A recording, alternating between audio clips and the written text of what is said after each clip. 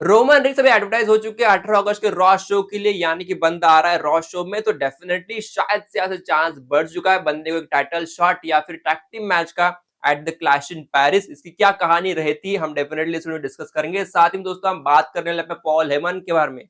Paul Heyman ने Roman rings की तारीफ किया है, और साथ ही दोस्तों हम डिस्कस करने वाले डब्ल्यूडब्ल्यूई की नई डील साइन किया है, और रसलमेनिया 2027 सऊदी अरेबिया क्या सीन बना रहा है डिस्कस करेंगे इस पूरे वीडियो में। तो शुरू करते वीडियो में, तो पहले बात कर लेते रोमन रिंग्स के बारे में ही।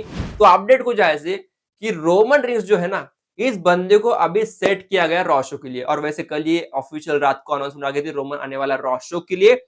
और इसके बाद कहानी थोड़ी सी क्लियर ऐसे हो चुकी है, शायद से बंदा अभी क्लैश इन पेरिस में एक मैच लड़ेगा। इतना ही नहीं, एक और चीज है, बंदे की जो फिल्म शूटिंग होने वाली, जो कि स्ट्रीट फाइट होने वाली उसकी फिल्म की शूटिंग, उस शूटिंग के लिए बंदा जाने वाला है फ्रॉम द 2nd ऑफ सितंबर टू द 26 सितंबर।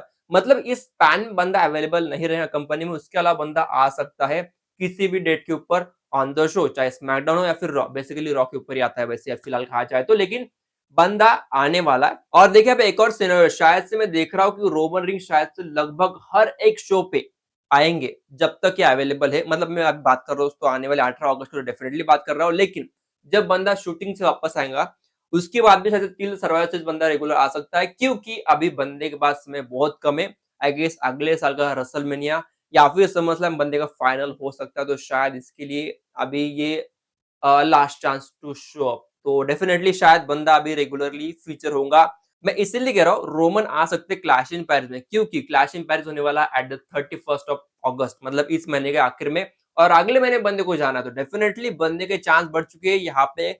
एक तो टैग टीम मैच जो कि 6 मैन का हो सकता है, इसका मैं ऑलरेडी कल डिस्कशन किया, और साथ ही में एक और है battle for the title shot, जहाँ पे सेथ रहेंगे, एले नाइट रहेंगे, CM Punk and Roman rings हो सकता है। इसके चांसेस बढ़ चुके हैं फिलहाल कहा जाए तो। रिसेंटली एक न्यूज आई है जो कि दोस्तों जीए के चेयरमैन है सऊदी अरेबिया के, उन्होंने न्यूज दिया है कि उन्होंने एक नई डील साइन किया है with one of the entertainment company, entertainment event करने के लिए इन द 2027।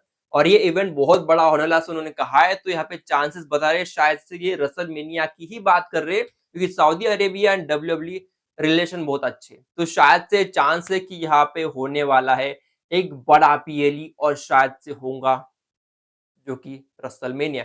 और एक और चीज की बात ध्यान रखना, रॉयल रंबल तो हो ही रहा है ना, तो शायद ये भी हो जाएगा वहीं पे।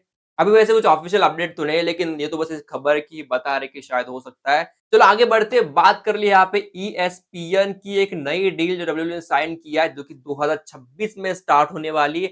और इस डील के अकॉर्डिंगली जो इनकी पीछे डील थी विद द पीकॉक, वो खत्म होंगे एट द 2026 के स्टार्टिंग में आई गेस तो। और दोस्तों उसके बाद ये नई डील साइन हो चुकी है, और इसके कारण अभी आई गेस डिज्नी और ईएसपीएन के तो 1.6 बिलियन की लगभग ये डील हो चुकी है। और हर साल डब्ल्यूडब्ल्यूई को उनको पे करना पड़ेगा for the broadcasting right 325 million. Okay, मतलब उन्होंने राइट्स खरीद लिए, और ईएसपीएन के ऊपर फीचर होने वाले अगले साल से पीएलई इवेंट्स, मतलब रेसलमेनिया, समरस्लैम, रॉयल रंबल, वो सारी चीजें वहां पे हो सकती है। और एक और साथ ही में एक और चीज है, मतलब ये अपडेट वैसे इतनी बड़ी है नहीं, लेकिन क्योंकि हमारे लिए मैटर नहीं करता यार, डेफिनेटली इंडिया में रह रहे तो हमें वैसे मैटर नहीं, क्योंकि ईएसपीएन तो बस उधर रहने वाला है, यूएसए में ही रहने वाला है। लेकिन वहां पे एक बड़ी चीज हो चुकी है, इसकी जो डील की जो कीमत है, जो ऑडियंस जो इसको बाय करेंगे, सब्सक्रिप्शन जो लेंगे ना, वो रहने वाला है $29.99, जो कि बहुत है, लगभग $30 की अभी बात हो रही है। मैं इसको कन्वर्शन नहीं किया अभी तक, लेकिन जितना मैं समझ पा रहा हूँ शायद से 2-3 हजार के ऊपर ही जाता है इंडियन रुपीस में कहा जाए तो। बहुत बड़ी रकम रहेंगी। ट्विटर के ऊपर मैं देख भी रहा हूँ कि बहुत ज्यादा। और एक और चीज, ये पूरे साल के लिए नहीं है, महीनों के लिए। ये महीने का पैक है $30 का, तो लगभग $300 की बात करें, 300 साढ़े $300 रहने वाले हैं साल का, जो कि बहुत होते हैं, लगभग 20-25 हजार रुपए होते हैं उसमें। वाह, बहुत बड़े। अभी तो बस ये रिपोर्ट आ रही है, अभी तक ऑफिशियल अनाउंसमेंट नहीं हुआ कि कितने रहने वाले, लेकिन बस ये रिपोर्ट कहती है कि इतने का सब्सक्रिप्शन पैक रहने वाला है फॉर द ऑडियंस जिनको देखना पड़ेगा पीएलई इन द यूएसए। शायद वो ले भी ले भाई, ऑडियंस बहुत वहां पे एक्टिव रहती है यूएसए में, तो देखते क्या चीज है। और वैसे उस शो में रोमन रिक्स भी गए थे, रोमन रिक्स फीचर हुए थे इस ईएसपीएन के डील के बाद। और यहाँ पे रोमन ने तारीफ किया था ट्रिपल एच की भी, और साथ ही में निक खान की, दोनों की तारीफ की, उनको वैसे शो बहुत ऊपर गया, उन्होंने कहा है यहाँ पे। देखिए भाई, हमारे लिए इतनी कुछ बड़ी अपडेट नहीं है, तो मैं इसके बारे में डीपली जाऊंगा नहीं। हमें इंडिया के लिए नेटफ्लिक्स है, ₹200 का सब्सक्रिप्शन आता है भाई, अगर आप चाहो तो उतना मिल ही जाता है डेफिनेटली। ज़्यादा बड़ी बात रहती नहीं, वो भी महीनों का है लेकिन वो चलता है उतना तो भी हमें। तो उससे बढ़ते आगे बात कर ले अब मेरी आखिरी खबर के ऊपर आता हूँ जो कि पॉल हेमन की। पॉल हेमन ने बहुत बड़े बॉम्ब फोड़े। रिसेंटली कहा जाए तो ये बॉम्ब मैंने सोचे भी नहीं थे। पहले बात कर ले अभी रोमन के बारे में, तो पॉल हेमन ने कहा है कि सबसे बड़ा villain on the television history जो था ना, वो था रोमन रिंग्स, उसका रूथलेस ट्राइबल चीफ का अवतार। उन्होंने जो अनोई कहा जो कि रोमन का रियल नेम है वैसे उन्होंने कहा था। पॉल हेमन ने ये कहा कि जो एमी अवार्ड्स है उनको भाई एक्नॉलेज करते हैं रोमन को। अब तो उन्होंने एक्नॉलेज नहीं किया तो उनको शेम ऑन देम ऐसा उन्होंने कहा भाई कि इतना बड़ा विलन था, रूथलेस विलन था भाई अब तक का हिस्ट्री का सबसे बड़ा मतलब 4 साल था ना भाई डेफिनिटली वो अलग सीन था। मैं उसकी बात नहीं करूँगा। मैं डेफिनिटली उस ऑरा को मैं कहूँगा मिस अभी करता हूँ बहुत। आगे बढ़ते दोस्तों वैसे यहाँ पे पॉल हेमन ने भी कहा है कि कैरन क्रॉस के बारे में। वैसे ये मैं ज़्यादा बोलूँगा नहीं लेकिन बंदे ने कहा है कि कैरन क्रॉस की और स्टोन कोल्ड स्टीव ऑस्टिन की कहानी एकदम सिमिलर लग रही है। बंदे ने कहा है कि जैसा सपोर्ट मिला था स्टोन कोल्ड स्टीव ऑस्टिन को एट स्टार्टिंग फेज वैसा ही सपोर्ट मिल रहा है अभी कैरन क्रॉस को और उसी के बाद बना था बड़ा superstar stone cold Steve Austin. तो उनका कहना है कि ये भी वैसा ही बंदा है। तो फिलहाल इस खबर को थोड़ा साइड में रखते हैं और आगे बढ़ते हैं और डेफिनेटली खबर बहुत इंपॉर्टेंट थी as compared to Karrion Kross. मैं देख रहा हूँ कैरन क्रॉस को एक और डील साइन करते वैसे इंटरव्यू अभी खबर आ चुकी है कि ऑफिशियली ऊपर से कुछ अभी तक अपडेट नहीं कि कॉन्ट्रैक्ट को साइन करना है भी या नहीं। तो इसीलिए अभी जो रोस्टर के लोग हैं वो रुक गए। वो भी आगे कुछ कदम नहीं उठा पाए क्योंकि ऊपर से अब तक ऑर्डर नहीं आए। तो इसीलिए वो रुक गए। वैसे आगे बढ़ते दोस्तों तो बात कर ली यहाँ पे पॉल हेमन ने जो एक और चीज़ कही उन्होंने कहा है कि सेथ रॉलिंस जो है ना इसका जो प्लान भी था वो पहले से ही सेट था। एसएनएमए से भी पहले बंदे ने प्लान बना के रखा ताकि हम जैसी ऑडियंस ने किया वो ब्रीफकेस से साइड हट पाए। मतलब हम ब्रीफकेस के बारे में सोचे ही ना। जब उसका समय आएगा तो खुद सामने आएगा और हम सबको शॉक करेगा। लेकिन मैंने आपको ऑलरेडी बता दिया था कि सेथ की इंजरी वाज नॉट रियल, वो फेक दिखाई दे रही तो वही हुआ था। तो डेफिनेटली मैंने जो कहा वो सही साबित हो गया था। इसकी बात करूँ लेकिन हाँ सही साबित हुआ था भाई डेफिनेटली। मैंने कहा भी था कि बंदे की इंजरी झूठी है। मैंने वैसे आपको प्रेडिक्शन वीडियो में कह दिया था, ठीक है? आगे बढ़ते हैं और मेरी आज की आखिरी बात जो कि पॉल हेमन ने कहा है।